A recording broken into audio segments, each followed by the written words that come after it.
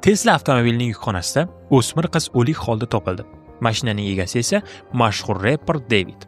Hali kelajagi oldinda bo'lgan yosh juda iqtidorli qo'shiqchi. Balki siz uni tanimasligingiz mumkin, lekin rep eshitadiganlar orasida va Amerikada uni millionlab muxlislari bor. Bugungi video qaysidir ma'noda detektiv janrida bo'ladi. Detektivga qiziqadiganlarga bu juda ma'zur keladi deb o'ylayman. Video rep musiqachisi oldida yuz berayotgan hozirgi voqealar haqida bo'ladi, chunki jasad 2025-yil 8-sentyabrda topilgan va hozirgi kunda Amerikadagi eng shov-shuvli ishlardan biri sifatida qaralmoqda. Videoni boshlashimdan oldin videoga like bosing, komment yozing va kanalga obuna bo'ling. 150 mingta bo'lishimizga ozgina qoldi. Mana hozir siz bitta obunani bosib qo'ysangiz, siz menga juda katta yordam qilgan bo'lasiz. Sizdan esa hech nima ketmaydi. Agar obuna bo'lgan bo'lsangiz, demak miyangiz yakuniy rejimini yoqing, chunki koinotda bu videoni ko'rish sizga hech kim xalaqit bermaydi. David kim edi? David Anthony Bjork 2005-yil 28-martda Nyu-Yorkning Queens shahrida tug'ilgan. U har doim anime va video o'yinlarining ashaddiy muxlisi bo'lgan. Uni va dunyosini o'zgartirgan narsa uning so'nggi 4 yillik maktabi edi. Gap shundaki, u o'rta maktabning so'nggi 4 yilini uydan turib o'qigan va u shundan keyin juda harakatsiz, ya'ni yalqov bo'lib qolgan. Maktabdagi do'stlaridan umuman uzoqlashib ketgan. U o'zini ijtimoiy hayotdan uzoqlashib ketayotgandek his qilgan. Lekin bir tomondan bu unga chin dildan sevgan narsalarga e'tibor qaratish imkonini ham berdi. Va o'sha paytda aytganimizdek, u video o'yinlarini juda yaxshi ko'rardi va ko'proq Fortnite o'yinini o'ynardi. Bu paytga kelib uning orzusi YouTuber bo'lish edi. Juda katta YouTuber. U amerikalik bo'lgani uchun YouTube'dan rostdan ham yaxshigina daromad qilsa bo'lardi, ammo YouTube'ning qonun-qoidalarini bilmasdan YouTube'ga kirib kelish juda katta xato. U ham shunday xatoni qilgan.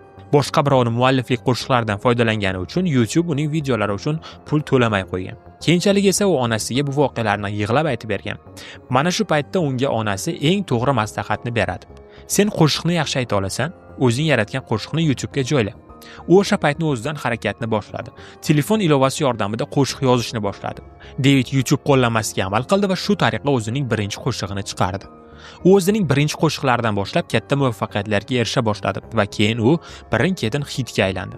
Endi unga ovoz yozish studiyalari qo'ng'iroq qila boshlashdi. Qolgani esa uning muvaffaqiyatli tarixi. Hattoki hozirgi kunda u hatto avvallari o'zi sevib o'ynagan o'yini Fortnite bilan hamkorlik qiladi va o'rgimchak odam uchun ham qo'shiq yaratdi. Uning mashhur qo'shiqlari juda ham ko'p. Hozirda Davidni millionlab odamlar tinglashadi. Xo'sh, okey, mashhurlik faoliyatini eshitdik. U rostdan ham Saturn va Tysondan ham ko'proq qiynalib mashhurlikka erishibdi. Lekin sizni jinoyat kanalingizga nima aloqasi bor? Bu yosh bolani deyishingiz mumkin va mana shu joydan sizga hammasini aytib beraman. 2025-yil 8-sentyabrda Celeste Ribas ismli o'smirning jasadi Tesla ichidan topildi. Va Tesla Davidga tegishli edi. Gap shundaki, Tesla Gollivud tepaliklaridan birida turardi va qo'shnilar mashinaning hidi yomon ekanligi haqida ko'p shikoyatlar qilishardi. Shunday qilib mashinaning hidi shunchalar yomon bo'lib ketdiki, ular mashinani olib, tashlandiq mashinalar ko'p bo'lgan joyga olib borib tashlashdi. Mashinani ochishlari bilan ular yukxonada odam jasadi borligini angladilar. Ular jasadni topganlarida umuman odamni tanib bo'lmasdi, chunki hamma narsa juda maydalab tashlangandek. Ba'zi qismlar yo'q ham edi.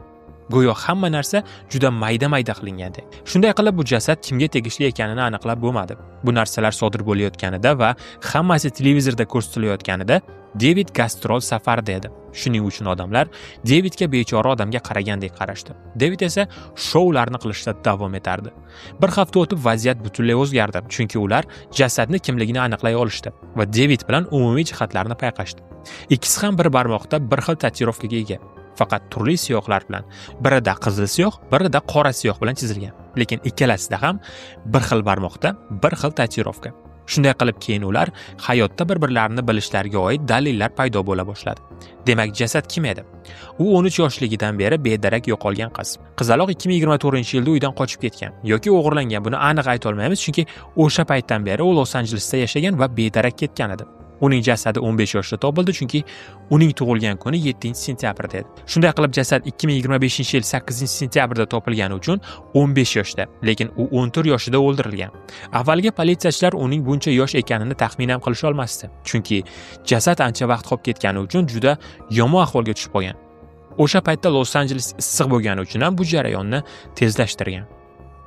Demak, David 20 yoshda, qiz esa 15 yoshda. O'g'irlab ketilgan paytdagi yoshlari esa 18-13 ni tashkil qiladi. Ko'pchilik aytadi, 5 yosh buncha katta farq emas, ular sevishgan bo'lishi mumkin deb, lekin bir narsani unutib qo'yishadi. 25-30 yoki 20-25 yoshdagi 5 yosh bilan 13-18 yoshdagi farq ancha katta hisoblanadi. Qizaloqning onasidan oxirgi marta qizingiz nima qilgan edi deb so'rashganlarida, uning aytishicha, qizi sevgilisi David bilan kinoga borgan. Yana bir tasodif.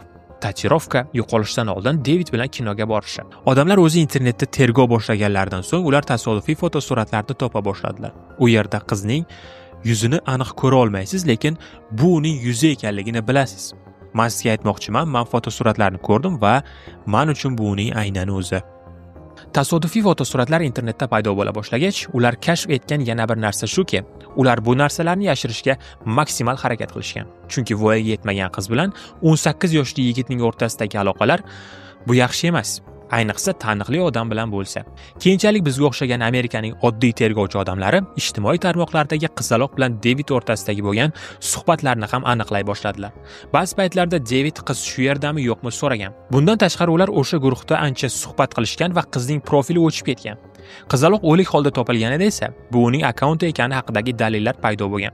Bundan kelib chiqadiki, David qizni o'zini guruhiga 2022-yilda qo'shdi. Demak, ular anchadan beri tanish bo'lgan va qizaloq Davidning mashinasidan topiladi. Bu albatta shubhali. Eng qizig'i, u o'chirgan profilga kirsangiz, birinchi bo'lib uning uzukli rasmini ko'rasiz. Va bu uzuk uning barmog'ida, chunki unda Davidning ismi qizil siyohda tatuirovka qilingan edi. Mana bu rasmda esa qizning Davidning orqasida yuzini yashirayotganday ko'rasiz. Va endi sizda shubha qolmaydi. Bu qo'l aynan shu qizning qo'li. Hatto uzuklar ham o'xshash. Mana bu voqeani o'rganayotganda hayratga solgan narsalardan biri mana bu jonli efir. Bu yerda bir qiz voyaga yetmaganlar bilan o'rlashish yaxshi emas deganday gapiradi. Va shu yerda bu narsalarni o'chirib tashlang degan gaplar bilan jonli efir ham o'chiriladi. Shunchaki uning reaksiyasiga e'tibor bering. Qizda ham, bolada ham. Balki u o'z obro'siga putur yetishini xohlamagandir.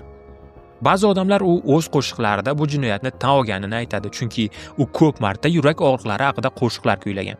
Shunda undan so'rashgan: "Sizda hali unaqa jiddiy romantik rishtalar bo'lmagan. Nimaga buncha kuyinib aytasiz?" deyishganda, "Men qo'shiqlarimda o'zimni hikoyamni kuylayman" degandek gapirgan. Xo'sh, keling endi qo'shiqlari haqida ham ozgina gapirsam. Hozir gapiradiganlarim 2022-yillarda chiqarilgan. Bizda uning eng mashhur qo'shiqlaridan biri bo'lgan Here With Me qo'shig'i bor. U yerda u shunday deydi: "Menga qancha vaqt ketishi muhim emas. Men sen bilan bo'lsam, yuzimda tabassum bor." Bu juda mashhur qo'shiq YouTube'da 260 milliondan ko'p ko'rilgan. Gap shundaki, agar videoga e'tibor bersangiz, model qiz Celeste'ga o'xshaydi. Bu tasodif, to'g'rimi? Siz shunday deyishingiz mumkin. Demak, keyingisiga o'tamiz. Romantic Home. Bu qo'shiq 2022-yil 7-sentyabrda. 7-sentyabr Celeste'ning tug'ilgan kunida chiqarildi. Ha, va bu qo'shiq juda kuchli narsalarni gapiradi. Masalan, "Xayolimda sen o'lding va men hatto yig'lamadim ham. Aytganlarimga ishona olmayman, lekin bu haqiqat. Men sendan nafratlanaman." Ushbu videoda qora tanli va jingalak sochli model ham bor. Bu ham unga qaysidir jihatlari bilan o'xshaydi. Balki sochlari bilan. Va u klipni Celeste'ning tug'ilgan kunida chiqardi. Bu ham tasodifmi? Okey, yana bir misol. Uning 2023-yil 8-sentyabrda Celeste'ning tug'ilgan kunidan bir kun keyin chiqargan qo'shig'i. U qo'shiqning mazmunida sherigining hayotiga nuqta qo'yadi. 2023-yil 8-sentyabrda u Rehab qo'shig'i uchun musiqiy videoni chiqardi. Ushbu anime uslubidagi videoda uning yovuz tomoni, videodagi sevgilisi sifatida o'ynaydigan qizni o'ldiradi va yovuz tomonini ko'tarib birgalikda qochib ketishadi. Lekin bitta narsa, Celestin bo'laklangan holatda topilganidan ancha oldin chiqqan bu qo'shiq. Bu albatta juda g'alati. Eng qizig'i, bu videoda ham qahramon qiz Celestinga o'xshaydi, hatto sochlari ham. Uning 2025-yil 7-fevralda chiqargan One More Dance qo'shig'i uning haligi animedagi yovuz tomoni o'zini yaxshi tomonini o'ldirganidan keyin mashina yukxonasiga joylashtirayotganini ko'rish mumkin. Bu hammasi tasodifmi yoki bu oldindan rejalashtirilgan jinoyatmi? Buni bilish qiyin.